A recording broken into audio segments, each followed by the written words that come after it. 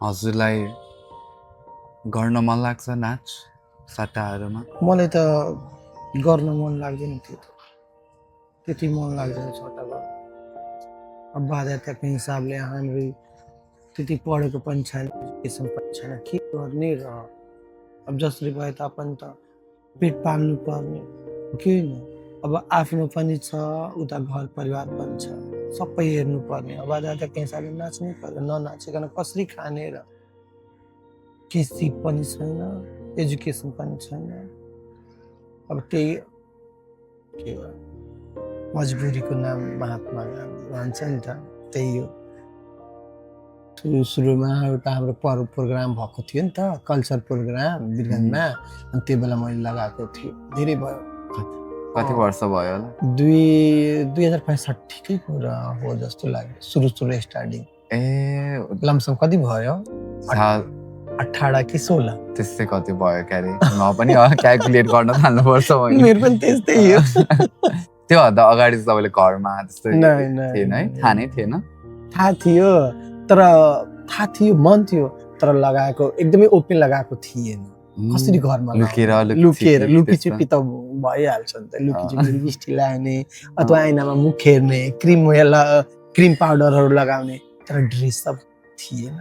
Dress up first time चाहिँ त्यो बेला गर्नु? त्यो बेला गरेको। त्यो बेलाको कस्तो महसुस भइरहेको थियो तपाईँलाई? राम्रो महसुस गरेर के याद छ यस्तो सम्झिँदाखेरि त फर्स्टचोटि लगाएको त मैले कति भइरहेको थियो, खुसी लागिरहेको थियो कि ए कस्तो राम्रो देखिरहेको छु। अरूसँग सोध्छ नि त मान्छे कस्तो देखिरहेको छु म भनेर, कस्तो देखिरहेको त्यस्तो एकदमै उतौलो किसिमको त्यस्तो थियो कि त्यो बेला। त्यतिखेर लगाएर चाहिँ नाच्न जानु भएको थियो सुरुचोटि? सुरुचोटिको नाच्दाको अनुभव चाहिँ कस्तो भयो त आमाको? सुरुचोटिको त एकदमै मलाई डर लागिरहेको थियो नि त। डर लागेर थियो, डरमा त्यति नाच्न पनि आइरहेको थिएन। सुरुमा कसलाई नाच्न आउँछ त? अब नाच्दा बिस्तारै गर्दा के नि नाच सुरु हुन्छ, अनि डर पनि लागिरहेको थियो। एकातिर राम्रो पनि लागिरहेको थियो, अर्कोतिर डर पनि लागिरहेको थियो। डर लागिरहेको थियो नि त। घर परिवारले हेरेपछि के भन्ला, के हुन्छ, त्यो सोच पनि त थियो नि त।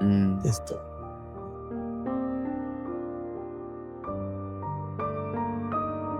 घर परिवारको कुरा गरिरहँदाखेरि होइन, तपाईँले अहिले भन्नुभयो घर परिवारमा पनि अब सबैको जिम्मेवारी थपियो, तपाईँको पनि जिम्मेवारी थपियो, उहाँको पनि थपियो। तपाईँको घरमा चाहिँ कतिजना को हुनुहुन्छ नि? मेरो घरमा हामी टोटल लिँदाखेरि 8 जना सदस्य छौँ हाम्रो घरमा। 8 जना? हजुर, 8 जना को? जस्तो छोराछोरी त्यही 5-6 जना, हजुर, अनि बुढाबुढी 2 जना, अनि एउटा मम्मी, अनि 1 जना मम्मी हुनुहुन्छ। छोराछोरी चाहिँ हजुरकै छोराछोरी 6 जना हुनुहुन्छ।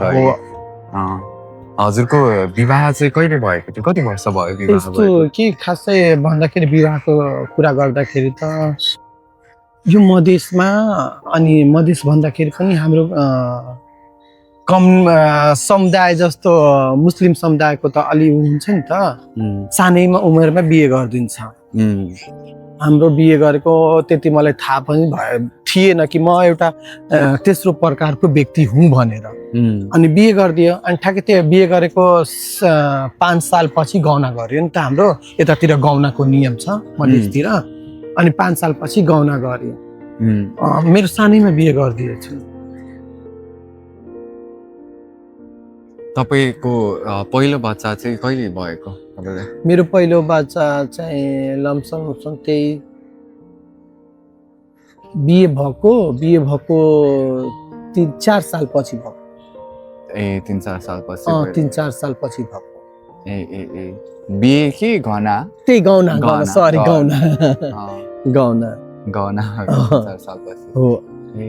त्यतिखेर चाहिँ तपाईँले कस्तो होला, आफूलाई मन भएरै बच्चा भएखेरि जन्माउनु भयो कि अथवा बच्चा बनाउनु भयो कि कस्तो? कि अब जस्तो अब जिम्मेवारी भनेको सबैको जिम्मेवारी नै हो। अब ठिकै छ, म एउटा तेस्रो प्रकारको व्यक्ति भयो, म एउटा तेस्रो लिङ्गी भयो भनेर मेरो त घर परिवारले त बिहे गराएको छ। अब अरूको केटीसँग बिहे गराएको छ, त्यो त मेरै जिम्मेवारी नै भयो। अनि त्यो त जिम्मेवारी अब निभाउनु पर्यो। अब बाध्यताले भनौँ या खुसीले भनौँ, अब त उनीहरू जानै पर्यो, बच्चाहरू जन्माउनु पर्यो, नत्र पछि त फेरि समाजले, घर फ्यामिलीहरूले अरू म जस्तो आफ्नो नातेदारहरूले त भनिहाल्छ नि त, फलानुको बेटा यस्तो छ, बच्चाहरू छैन, यो हो, नाना थरीको कुरा निकाल्छ नि त छिमेकीहरूले। अब त्यही कारणले बाध्यताको हिसाबले भन्दाखेरि पनि बच्चा त जन्माउनु पर्यो। अब बच्चा जन्माएपछि त माया आइहाल्छ। अनि 20-22 वर्षमा हजुरको अहिले 6वटा बच्चा बच्ची है? कस्तो छ हजुरको बच्चा बच्चीहरूसँग हजुरको सम्बन्ध? अहिले त मेरो बच्चा बच्चीहरूको सम्बन्ध भन्दाखेरि धेरै राम्रो छ, धेरै धेरै राम्रो छ। मलाई अरू त केही दुनियाँ जेसुकै भनोस्, तर मेरो बच्चा, मेरो घर फ्यामिली मेरो लागि एकदमै महत्त्वपूर्ण हुनुहुन्छ है। अनि हजुरको श्रीमतीसँग चाहिँ? श्रीमतीसँग पनि राम्रै छ। उहाँले पनि थाहा पाउनुभयो नि त, उहाँ चाहिँ तेस्रो प्रकारको व्यक्ति हो भनेर। अब जे भने तापनि मेरै श्रीमान हो, मैले सबै सुख दिइरहेको छ, अनि किन म उसलाई उ गर्नु पर्यो भनेर। अनि उहाँलाई थाहा छ भनेपछि हजुरको बारेमा? थाहा छ कि उहाँ चाहिँ तेस्रो प्रकारको व्यक्ति हो।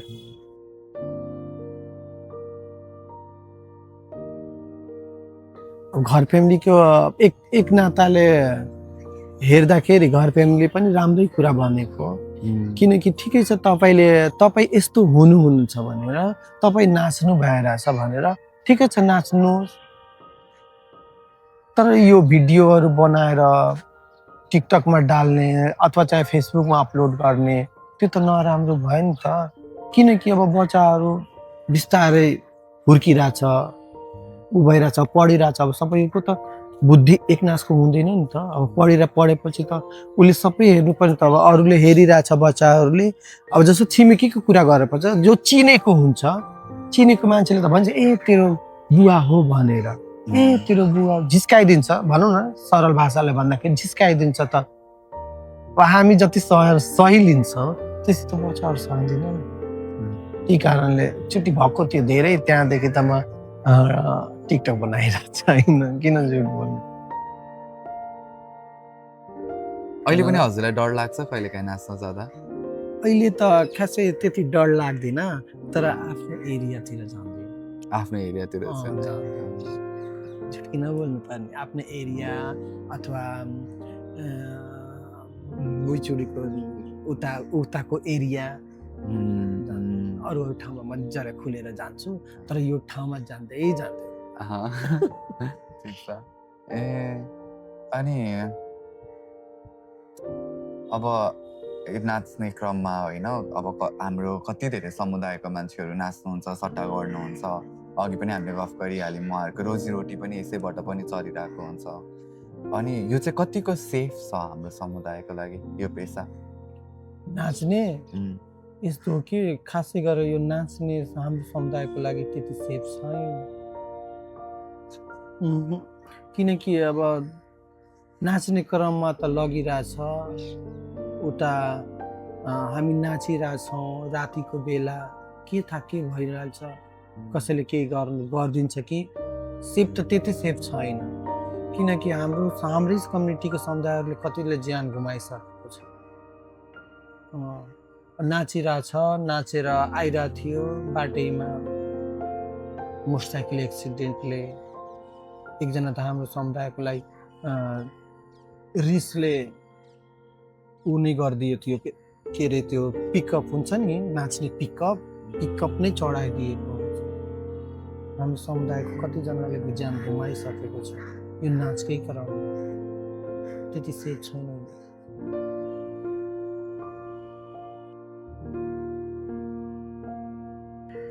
हजुरको यस्तोमा एउटा सानो घाउ छ नि आमा, मैले अस्ति नै देखेको थिएँ।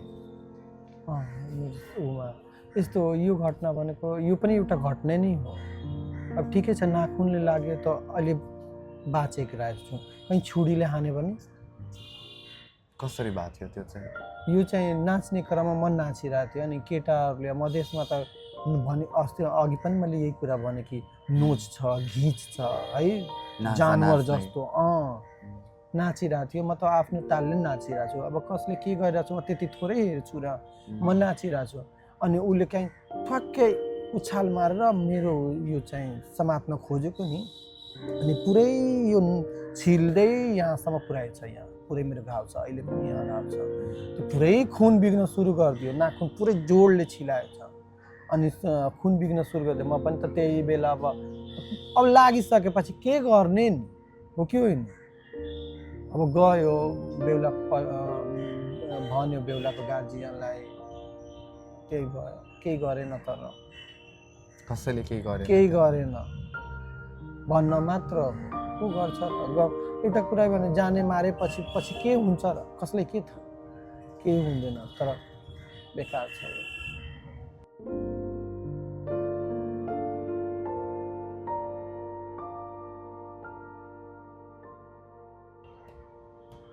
तपाईँलाई के गर्न मन छ त आमा? अब तपाईँले के सपना हुन्छ नि त सबैको। सपना भनेको त अब सबै हेरेर पनि सपनाको पुरा गर्नु पर्यो। अब जस्तो त मेरो त केही छैन, एजुकेसन पनि छैन, अथवा हातमा केही सिप पनि छैन। पछिको भविष्यमा त म सोच्छु कि यो नाचगान अब छोडेर बरु एउटा सानोतिनो पसल खोलेर नै बसे हुन्छु नि त। के को पसल खोल्नुहुन्छ? हजुरले खोल्नुभयो भने? नास्ताको पसल खोल्नुहोस् मैले सोच्छ। नास्ताको पसल, किनकि अब मेटीहरूलाई त मिठो मिठो बनाउन आउँछ नि त, त्यही कारणले म बनाउन सक्छु। त्यही कारणले म त्यही सोचेको छु, एउटा सानो नास्ताको पसल खोल्ने अनि त्यसैमा बस्ने। कता खोल्नुहुन्छ होला हजुरले खोल्नुभयो? वीरगञ्ज एरियामा नै खोल्ने नि, कतै ठाउँ हेरेर। नामहरू के सोच्नु भएको छ? पसलको नाम त आफ्नै हिसाबले राख्ने नि।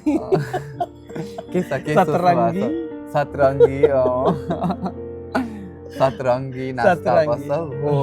सतरङ्गी भनेको 7 किसिमको रङ हुन्छ नि त, किनकि हामी सबै रङमा मिल्न सक्छौँ। हाम्रो जिन्दगी यही, हामीले जस्तो हामी एउटा तेस्रो प्रकारको व्यक्ति भयो, अनि हामीले सबैमा मिल्न खोज्छौँ, तर सबैले हामीलाई मिलाउन खोज्दैन। किन होला जस्तो लाग्छ आमा त्यो चाहिँ? खै किन हो, यो दुनियाँले के बुझ्छ हामीहरूलाई? हामी पनि त यही आमाबाट नै जन्मेको एउटा हो नि त। हामी त प्रकृति आकाशबाट झरेको त होइन, तर मान्छेले बुझ्दैन। हामी सबैले माया गर्छौँ, तर हामीले कोही माया गर्दैन।